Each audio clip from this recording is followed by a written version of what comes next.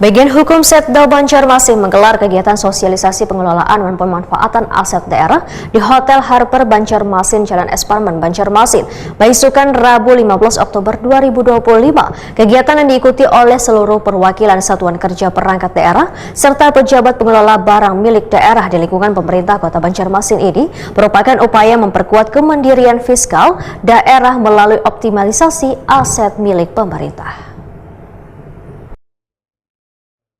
Bagian Hukum Setda Banjarmasin menggelar kegiatan sosialisasi pengelolaan dan pemanfaatan aset daerah di Hotel Harper, Jalan Es Parman, Banjarmasin, Baisukan, Rabu 15 Oktober 2025.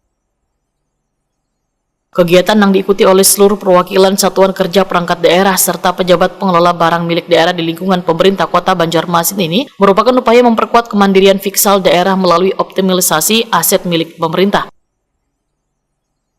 Sekretaris Daerah Banjarmasin Ihsan Budiman Waitakwani Prima TV memadahkan bahwa aset daerah memiliki peran strategis dalam mendukung penyelenggaraan pemerintahan serta menjadi sumber potensial dalam meningkatkan pendapatan asli daerah. Aset-aset yang dimiliki tentu harus memberikan manfaat yang optimal secara ekonomi sebagai sumber PAD.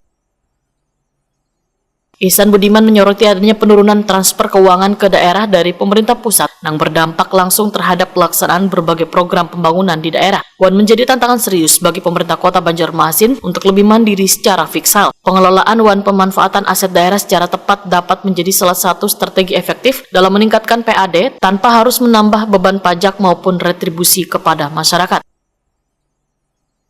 Ihsan Budiman juga mendorong seluruh SKPD agar mampu berperan aktif sebagai penghasil pendapatan bagi daerah dengan tetap berpegang pada prinsip transparansi, akuntabilitas, dan kepatuhan terhadap peraturan yang berlaku. Ya, hari ini kita laksanakan kegiatan sosialisasi pengelolaan dan pemanfaatan aset daerah.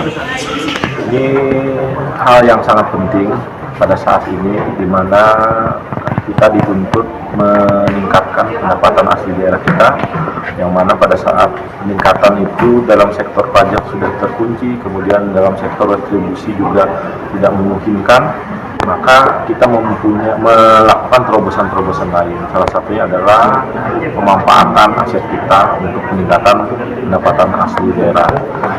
Pemanfaatan aset daerah ini nanti bisa dalam bentuk nanti kerjasama pemanfaatan aset atau sewa aset ataupun dengan retribusi jasa usaha aset tersebut.